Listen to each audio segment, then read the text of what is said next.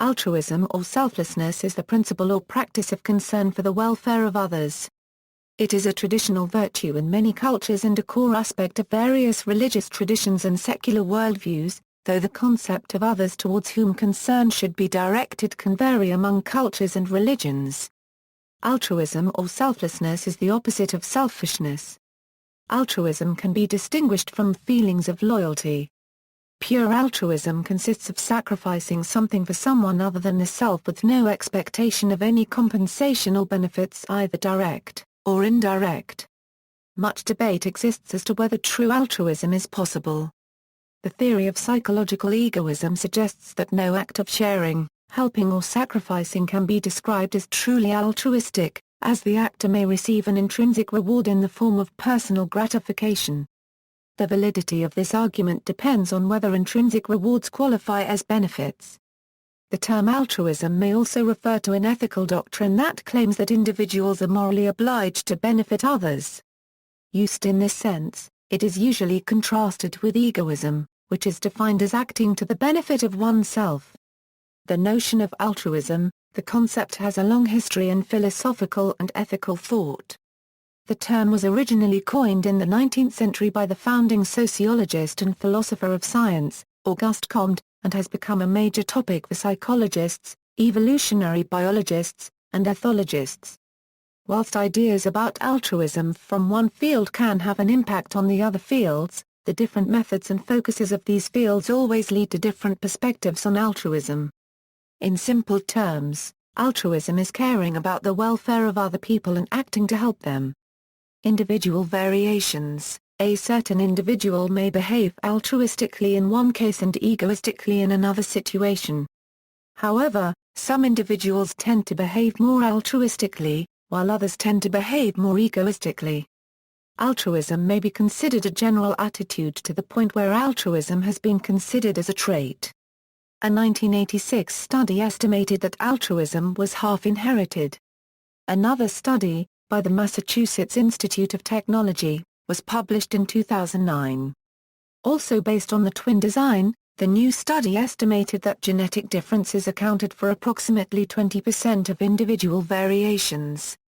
Scientific Viewpoints, Anthropology. Marcel Mauss's book The Gift contains a passage, Note on Alms.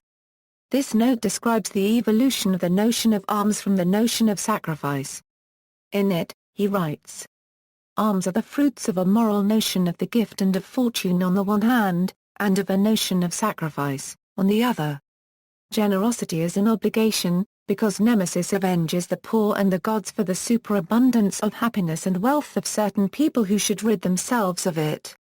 This is the ancient morality of the gift, which has become a principle of justice. The gods and the spirits accept that the share of wealth and happiness that has been offered to them and had been hitherto destroyed in useless sacrifices should serve the poor and children." Compare altruism or Euro-perception of altruism as self-sacrifice. Compare explanation of alms in various scriptures. Evolutionary explanations.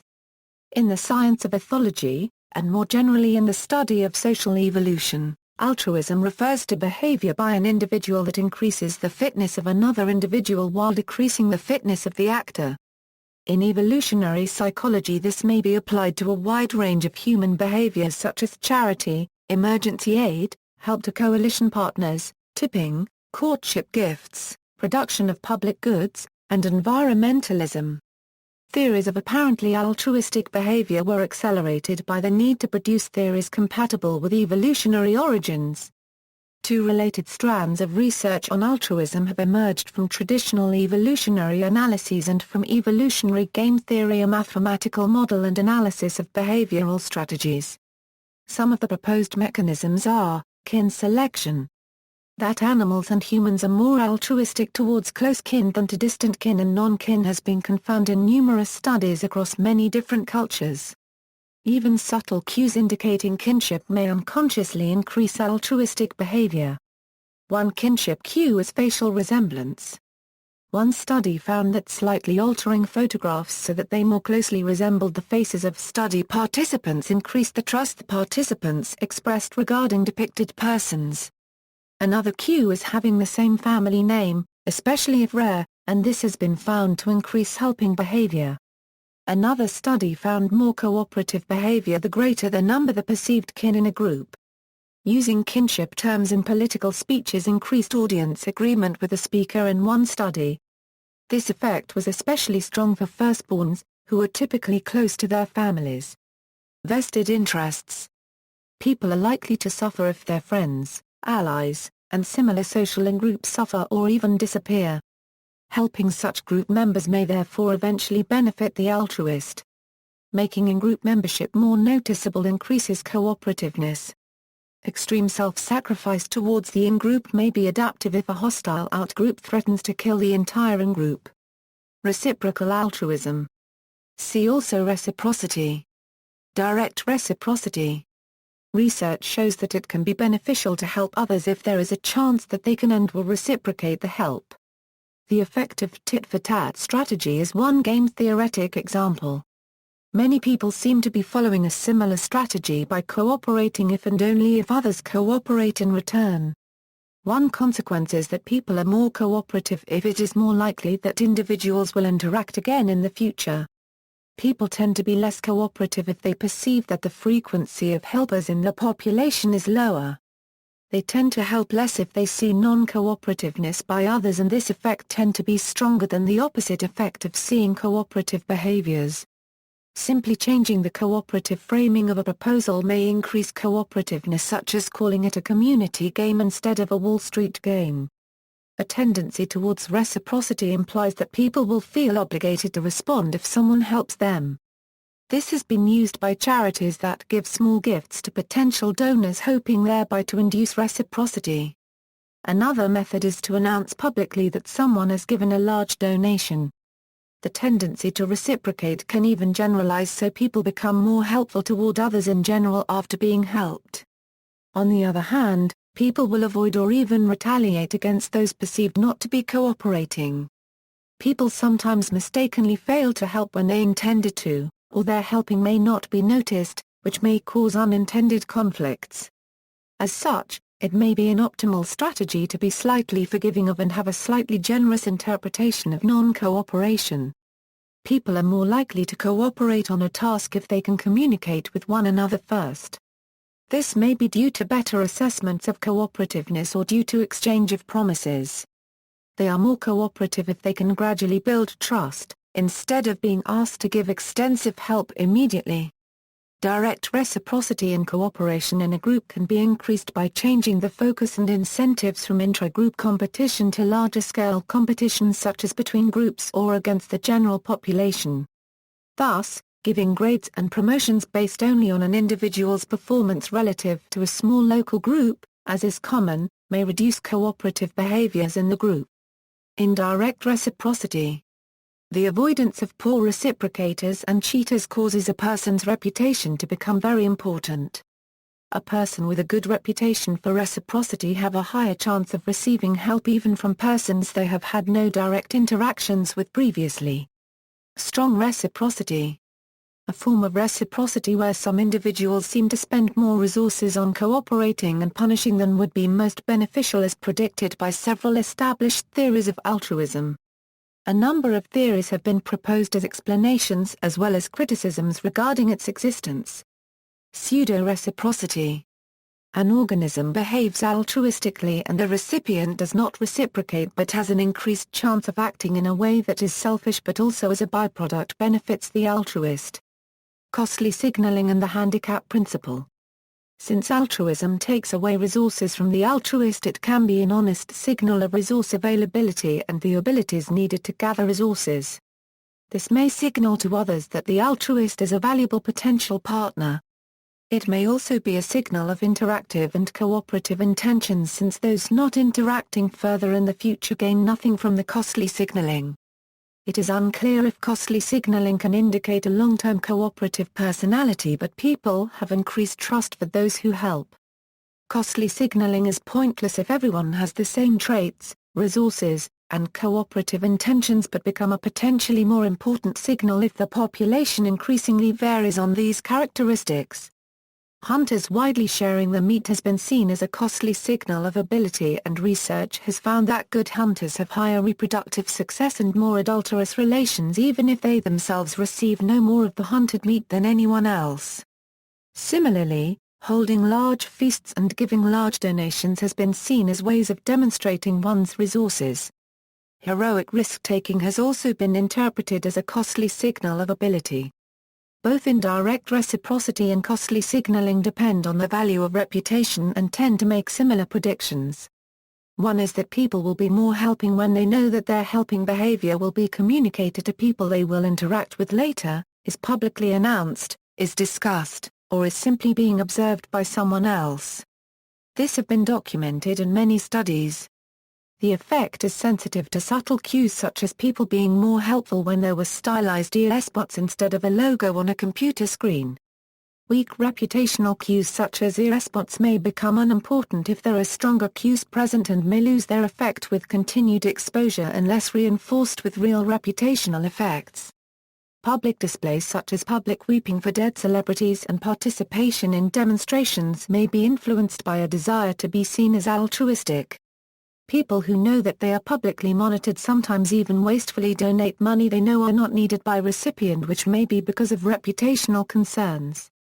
Women have been found to find altruistic men to be attractive partners. When looking for a long-term partner, more conventional altruism may be preferred, which may indicate that he is also willing to share resources with her and her children, while when looking for a short-term partner, heroic risk-taking, which may be costly signal showing good genes, may be more preferable. Men also perform more altruistic acts in the early stages of a romantic relationship or simply when in the presence of an attractive woman. While both sexes state that kindness is the most preferable trait in a partner, there is some evidence that men place less value on this than women, and that women may not be more altruistic in presence of an attractive man. Men may even avoid altruistic women in short-term relationships, which may be because they expect less success. People may compete over getting the benefits of a high reputation, which may cause competitive altruism. On the other hand, in some experiments a proportion of people do not seem to care about reputation and they do not help more even if this is conspicuous. This may possibly be due to reasons such as psychopathy, or that they're so attractive that they need not be seen to be altruistic. The reputational benefits of altruism occur in the future as compared to the immediate costs of altruism in the present. While humans and other organisms generally place less value on future costs-benefits as compared to those in the present, some have shorter time horizons than others, and these people tend to be less cooperative. Explicit extrinsic rewards and punishments have been found to sometimes actually have the opposite effect on behaviors compared to intrinsic rewards. This may be because such extrinsic, top-down incentives may replace intrinsic and reputational incentives, motivating the person to focus on obtaining the extrinsic rewards, which overall may make the behaviors less desirable. Another effect is that people would like altruism to be due to a personality characteristic rather than due to overt reputational concerns, and simply pointing out that there are reputational benefits of inaction may actually reduce them. This may possibly be used as derogatory tactic against altruists, especially by those who are non-cooperators. A counterargument is that doing good due to reputational concerns is better than doing no good at all. Group selection. It has controversially been argued by some evolutionary scientists such as E. O. Wilson that natural selection can act at the level of non-kin groups to produce adaptations that benefit a non-kin group even if these adaptations are detrimental at the individual level. Thus, while altruistic persons may under some circumstances be outcompeted by less altruistic persons at the individual level, according to group selection theory the opposite may occur at the group level, where groups consisting of the more altruistic persons may outcompete groups consisting of the less altruistic persons. Such altruism may only extend to in-group members, while there may instead prejudice and antagonism against out-group members. Group selection theory has been criticized by many other evolutionary scientists. Such explanations do not imply that humans are always consciously calculating how to increase their inclusive fitness when they are doing altruistic acts. Instead, evolution has shaped psychological mechanisms, such as emotions, that promote altruistic behaviors. Every single instance of altruistic behavior need not always increase inclusive fitness. Altruistic behaviors would have been selected for if such behaviors on average increased inclusive fitness in the ancestral environment. This need not imply that on average 50% or more of altruistic acts were beneficial for the altruist in the ancestral environment. If the benefits from helping the right person were very high, it would be beneficial to err on the side of caution and usually be altruistic even if in most cases there were no benefits. The benefits for the altruist may be increased and the costs reduced by being more altruistic towards certain groups. Research has found that people are more altruistic to kin than to no kin, to friends than to strangers, to those attractive than to those unattractive, to non-competitors than to competitors, and to members in groups than to members of outgroup. The study of altruism was the initial impetus behind George R. Price's development of the Price equation, which is a mathematical equation used to study genetic evolution. An interesting example of altruism is found in the cellular slime molds, such as Dictyostelium mucoroides. These protists live as individual amoebae until starved, at which point they aggregate and form a multicellular fruiting body in which some cells sacrifice themselves to promote the survival of other cells in the fruiting body. Selective investment theory proposes that close social bonds, and associated emotional, cognitive, and neurohormonal mechanisms, evolved in order to facilitate long-term, high-cost altruism between those closely depending on one another for survival and reproductive success. Such cooperative behaviors have sometimes been seen as arguments for left-wing politics, such by the Russian zoologist and anarchist Peter Kropotkin in his 1902 book Mutual Aid, A Factor of Evolution, and Peter Singer in his book A Darwinian Left. Most recently, Jeremy Griffith has proposed a biological theory for the development of truly altruistic instincts that accommodates the biological imperative to reproduce, as evidenced by a moral conscience visible in humans today. Neurobiology, Jorge Moll and Jordan Graf-Mann, neuroscientists at the National Institutes of Health and Labs DA Hospital Network, provided the first evidence for the neural basis of altruistic giving in normal healthy volunteers, using functional magnetic resonance imaging. In their research, published in the Proceedings of the National Academy of Sciences USA in October 2006, they showed that both pure monetary rewards and charitable donations activated the mesolimbic reward pathway, a primitive part of the brain that usually lights up in response to food and sex. However, when volunteers generously placed the interests of others before their own by making charitable donations, another brain circuit was selectively activated, the subgenual cortex septal region. These structures are intimately related to social attachment and bonding in other species.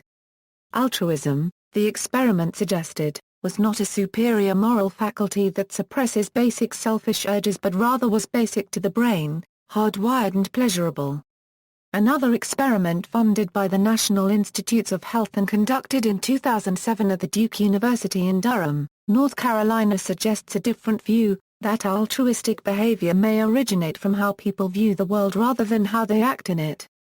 In the study published in the February 2007 print issue of Nature Neuroscience, researchers have found a part of the brain that behaves differently for altruistic and selfish people. The researchers invited 45 volunteers to play a computer game and also to watch the computer play the game. In some rounds, the game resulted in the volunteers winning money for themselves, and in others it resulted in money being donated to a charity of the volunteers' choice. During these activities, the researchers took functional magnetic resonance imaging scans of the participants' brains and were surprised by the results. Although they were expecting to see activity in the brain's reward centers, based on the idea that people perform altruistic acts because they feel good about it, what they found was that another part of the brain was also involved, and it was quite sensitive to the difference between doing something for personal gain and doing it for someone else's gain. That part of the brain is called the posterior superior temporal cortex. In the next stage, the scientists asked the participants some questions about type and frequency of their altruistic or helping behaviors. They then analyzed the responses to generate an estimate of a person's tendency to act altruistically and compared each person's level of altruism against their fMRI brain scan.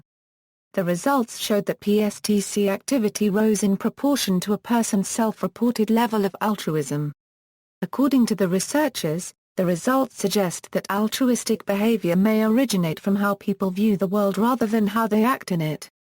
We believe that the ability to perceive other people's actions as meaningful is critical for altruism, said Let's Study investigator Harold Tankersley.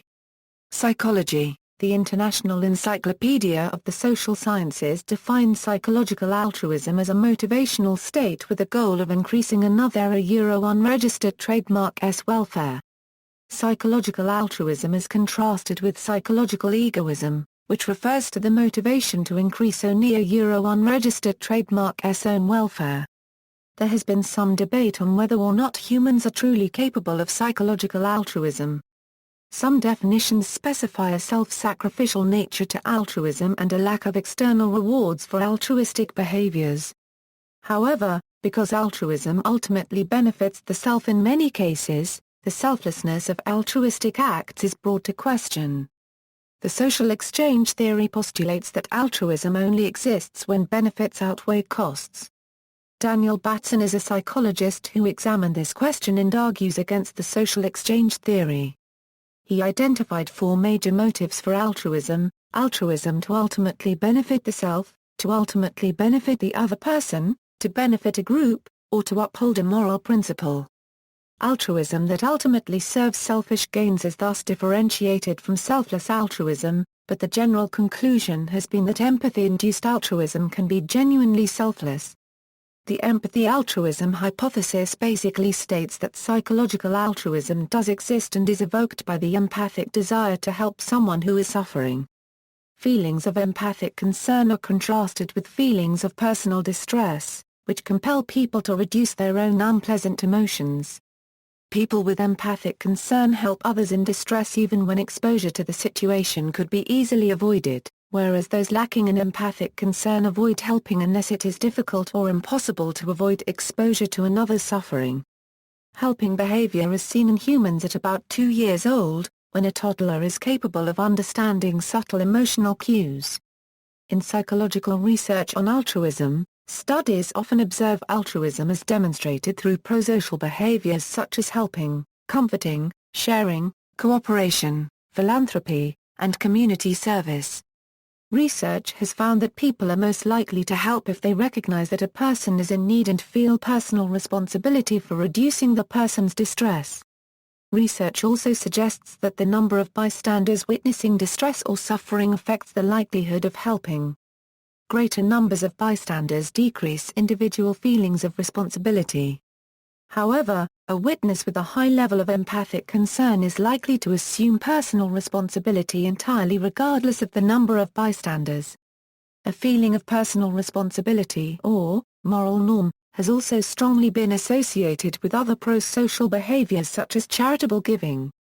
Many studies have observed the effects of volunteerism on happiness and health and have consistently found a strong connection between volunteerism and current and future health and well-being.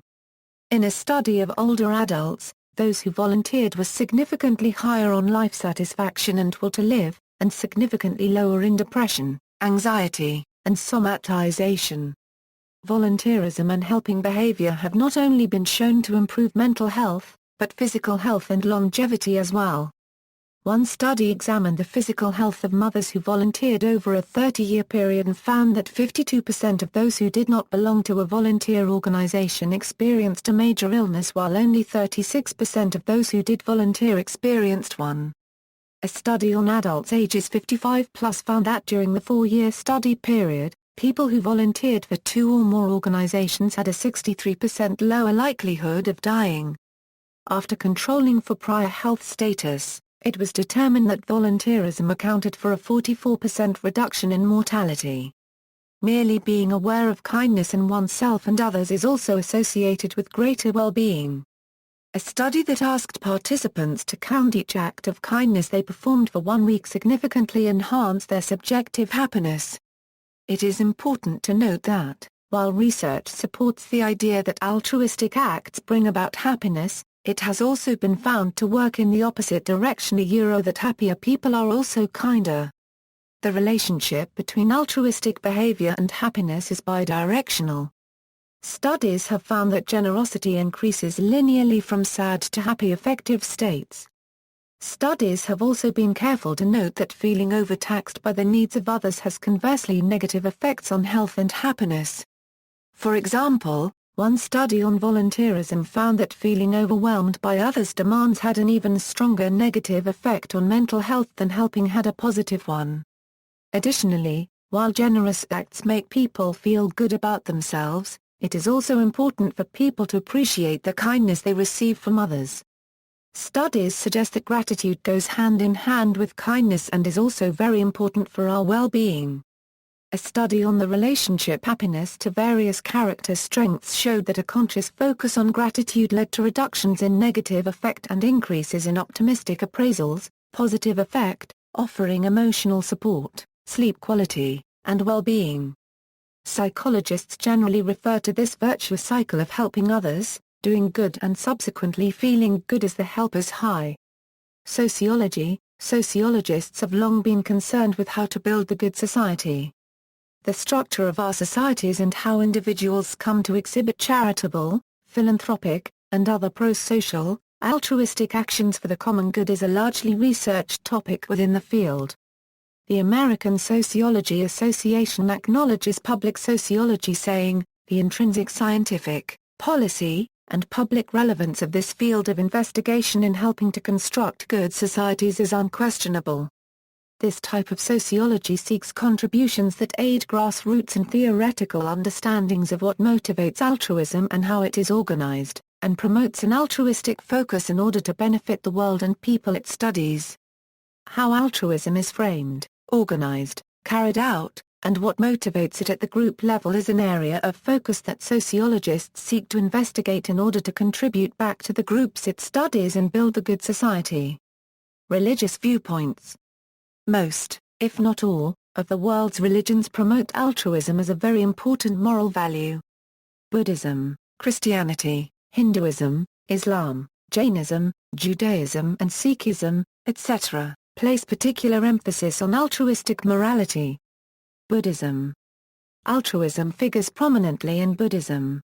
Love and compassion are components of all forms of Buddhism, and are focused on all beings equally. Love is the wish that all beings be happy, and compassion is the wish that all beings be free from suffering. Many illnesses can be cured by the one medicine of love and compassion. These qualities are the ultimate source of human happiness, and the need for them lies at the very core of our being. Since all beings includes the individual, love and compassion in Buddhism are outside the opposition between self and other. It is even said that the distinction between self and other is part of the root cause of our suffering. In practical terms, however, since most of us are spontaneously self-centered, Buddhism encourages us to focus love and compassion on others, and thus can be characterized as altruistic. Many would agree with the Dalai Lama that Buddhism as a religion is kindness toward others. Still, the notion of altruism is modified in such a worldview, since the belief is that such a practice promotes our own happiness. The more we care for the happiness of others, the greater our own sense of well-being becomes. In the context of larger ethical discussions on moral action and judgment, Buddhism is characterized by the belief that negative consequences of our actions derive not from punishment or correction based on moral judgment, but from the law of karma, which functions like a natural law of cause and effect. A simple illustration of such cause and effect is the case of experiencing the effects of what I cause. If I cause suffering, then as a natural consequence I will experience suffering. If I cause happiness, then as a natural consequence I will experience happiness. In Buddhism, karma is strictly distinguished from vipaka, meaning fruit, or result. Karma is categorized within the group or groups of cause in the chain of cause and effect, where it comprises the elements of volitional activities, and action. Any action is understood to create seeds in the mind that sprout into the appropriate results when they meet the right conditions. Most types of karmas, with good or bad results, will keep one in the wheel of samsara. Others will liberate one to nirvana. Buddhism relates karma directly to motives behind an action. Motivation usually makes the difference between good and bad, but motivation also includes the aspect of ignorance.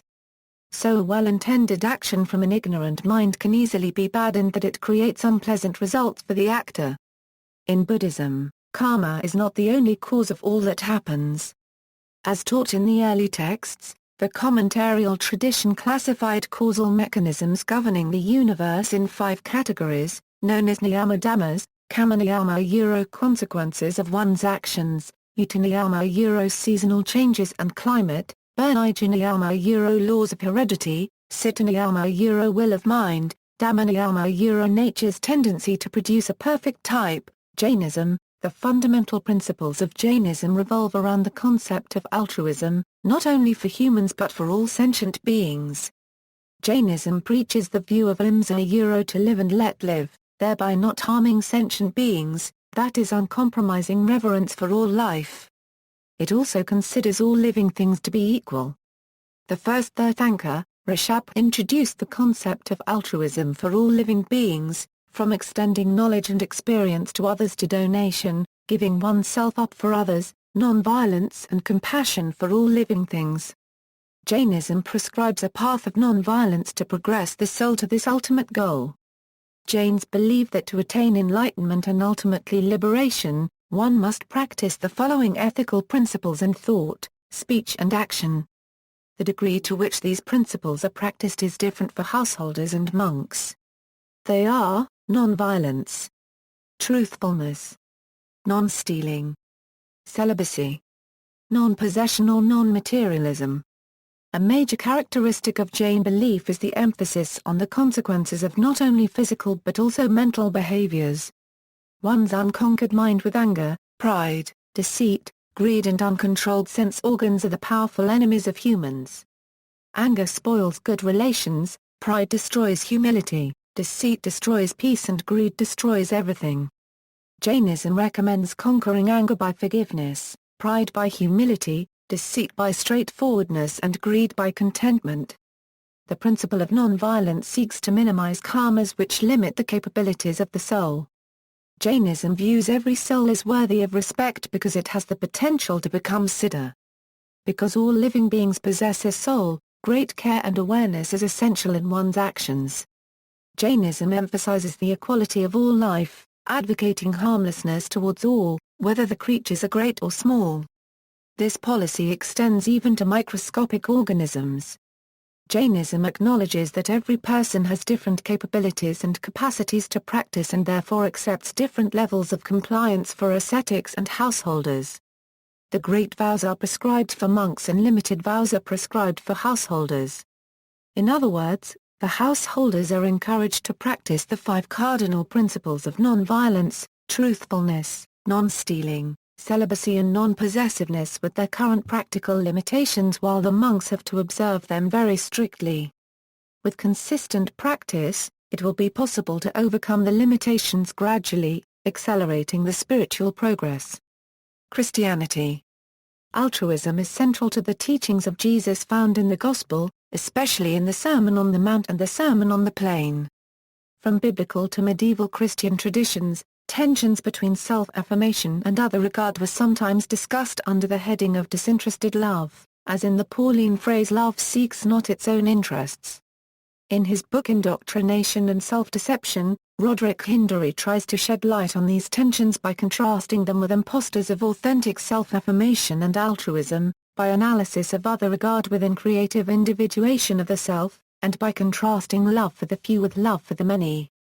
Love confirms others in their freedom, shuns propaganda and masks, assures others of its presence, and is ultimately confirmed not by mere declarations from others, but by each person's experience and practice from within. As in practical arts, the presence and meaning of love becomes validated and grasped not by words and reflections alone, but in the making of the connection. St. Thomas Aquinas interprets "you should love your neighbor as yourself" as meaning that love for ourselves is the exemplar of love for others. Considering that the love with which a man loves himself is the form and root of friendship, and quotes Aristotle that the origin of friendly relations with others lies in our relations to ourselves, he concluded that though we are not bound to love others more than ourselves, we naturally seek the common good, the good of the whole, more than any private good, the good of a part. However, he thinks we should love God more than ourselves and our neighbors, and more than our bodily life since the ultimate purpose of loving our neighbor is to share an eternal beatitude, a more desirable thing than bodily well-being. In coining the word altruism, as stated above, Comte was probably opposing this Thomistic doctrine, which is present in some theological schools within Catholicism. Many biblical authors draw a strong connection between love of others and love of God. 1 John 4 states that for one to love God one must love his fellowman, and that hatred of one's fellowman is the same as hatred of God.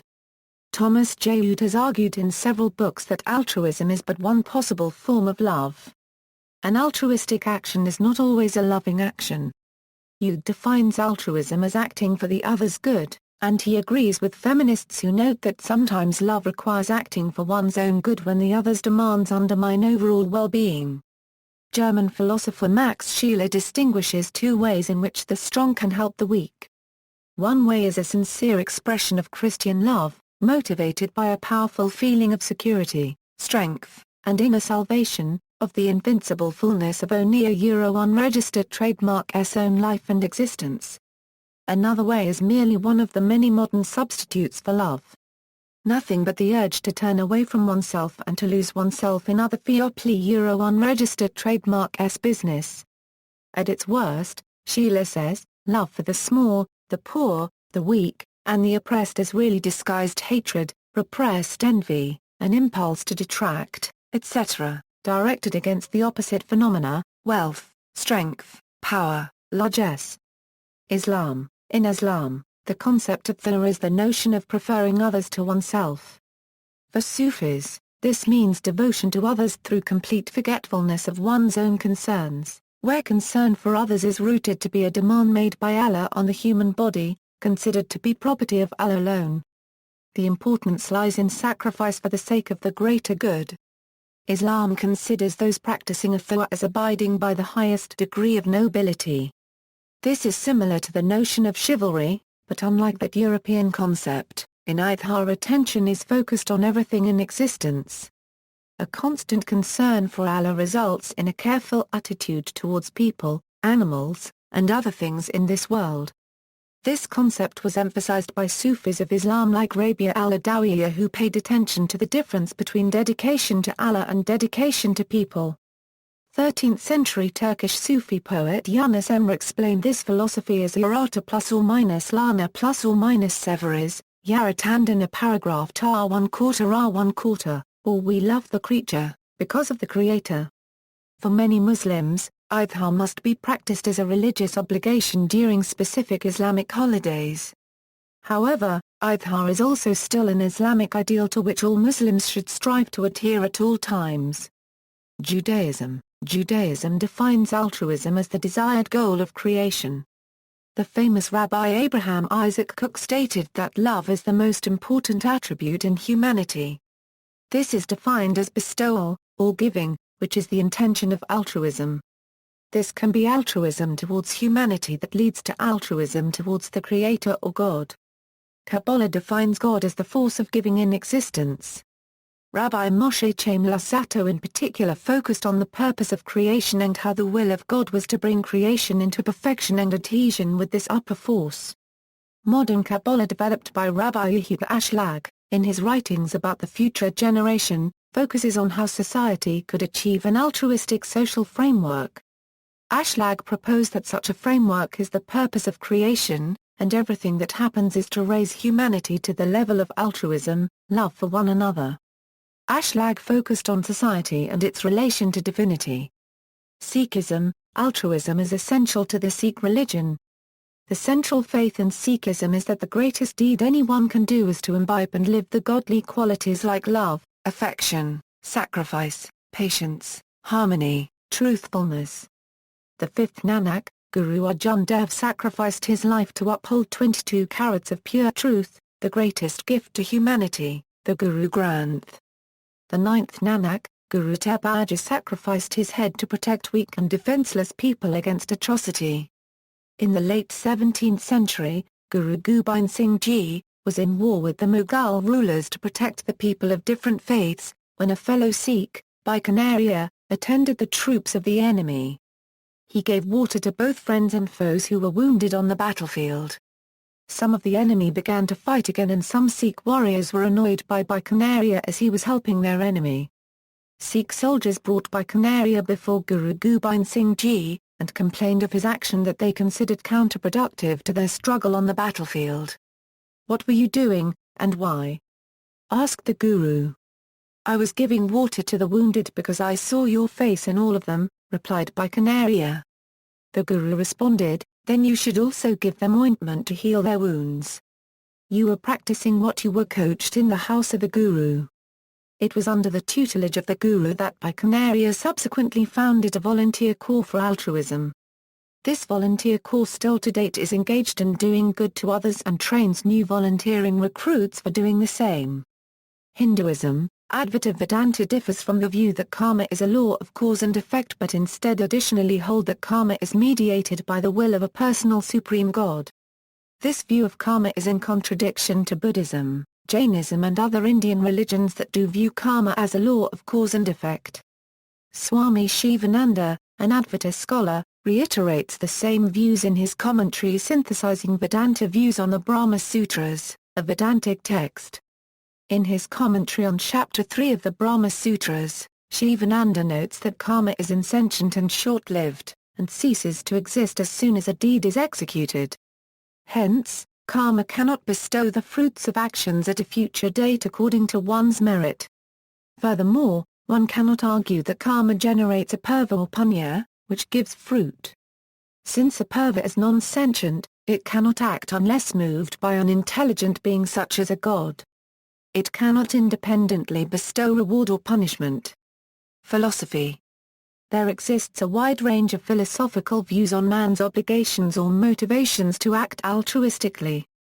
Proponents of ethical altruism maintain that individuals are morally obligated to act altruistically.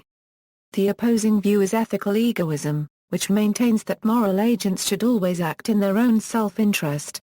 Both ethical altruism and ethical egoism contrast with utilitarianism, which is the view that every individual's well-being is of equal moral importance. A related concept in descriptive ethics is psychological egoism, the thesis that humans always act in their own self-interest and that true altruism is impossible. Rational egoism is the view that rationality consists in acting in one's self-interest. See also. Notes. References. Bibliography. External links, General, Altruism on In Our Time at the BBC.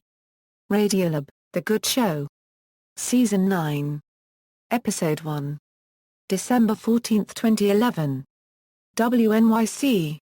http, www.radiolab.org. Society, What is Altruism? From Altruists International, Philosophy and Religion, Giving and Receiving from Kabbalah.info, Selflessness, Toward a Buddhist Vision of Social Justice by Sung-Uk Cho, Science, Altruism, Myth or Reality. By Dan Batson and Nadia Ahmad, Biological Altruism entry in the Stanford Encyclopedia of Philosophy, The Altruistic Personality and Prosocial Behavior Institute at Humboldt State University, Terrell Tankersley, C. Jill Stowe and Scott A. Whettel. Altruism is associated with an increased neural response to agency. Nature 10, 150-151 doi, 10.1038/NN 1833. PMIDA 17237779 Unraveling Altruism, Conscience, and Condemnation.